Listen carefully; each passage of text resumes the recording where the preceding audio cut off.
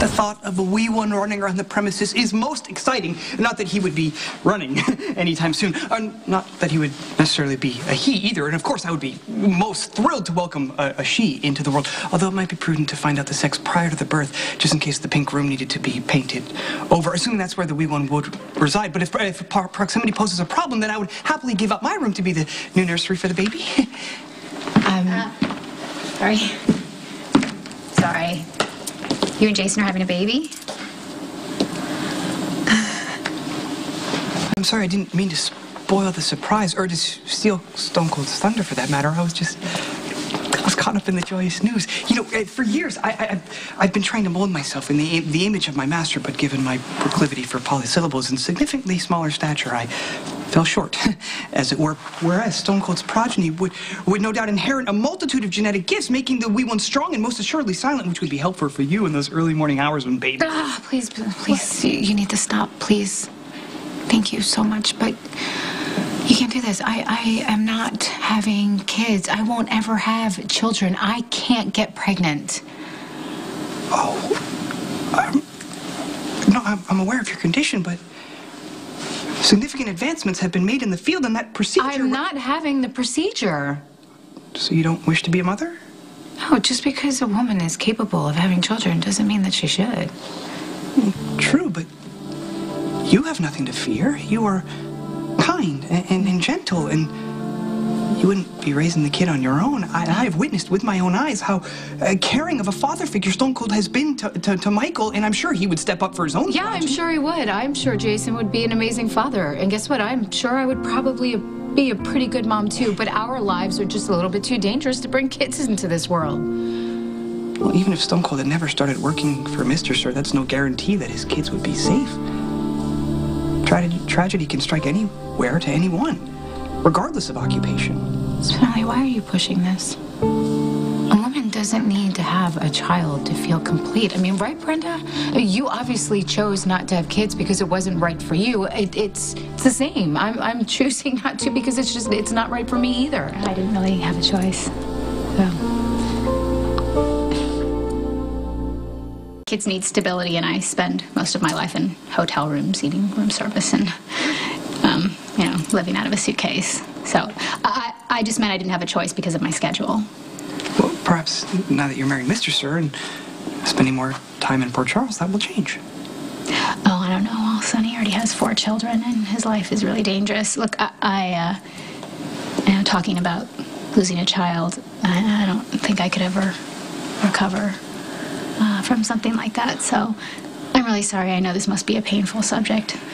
I shouldn't have walked into your conversation, so... I want to apologize for my egregious error in judgment. Don't worry about it. Actually, you know how you can make it up to me? I left some files at work on the desk. It's for a case I'm working on. Can you get them? Happy to be of service. Thank you.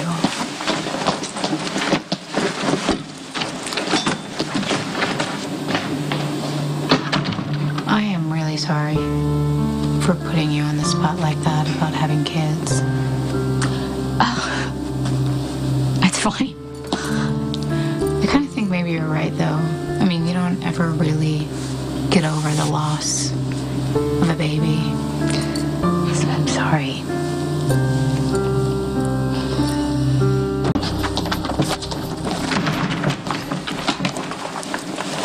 I've returned post-haste with the file that Fair Samantha requested. Sam went home. No doubt due to my obtrusive effort to push her into parenthood. No, she knows that you meant well. It's just, you know, really, very hard for some people to talk about having kids. It's horrible she lost her baby.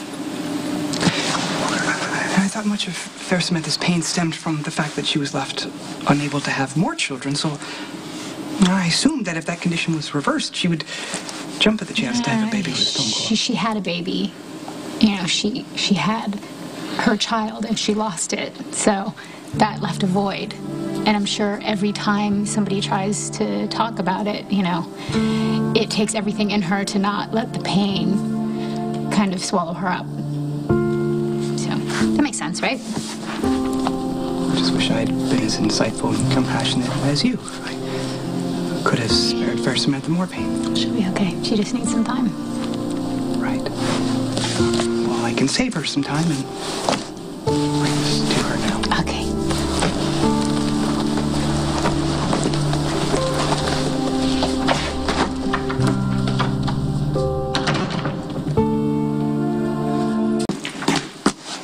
Spinelli!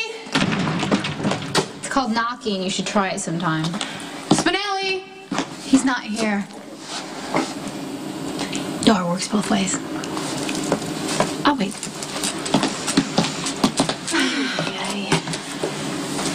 How's the wedding planning going? Picked out a dress? White's out. What color does a bride wear when the groom's already left her once at the altar? Isn't it amazing that there's nothing that you could say that can ruin this for me? I'm gonna marry Sonny. I can't wait. Pretty confident the wedding's gonna happen. Oh, the wedding's gonna happen. Did you know that Jason's walking me down the aisle? He's probably walking down the aisle so he can push you out of the way in case the Balkan takes a shot. Well, actually, I feel really extra protected, you know, because on that day, let's see, Jason's going to be there, Sonny's going to be there, Dante, Lucky, and Jax, you know, flew to London to help Interpol with the investigation. So it just, I don't know, I feel pretty positive, you know? I mean, it's, look, I just want you to know it actually means a lot to me, you know, to know that after all these years, Jax is still looking out for me.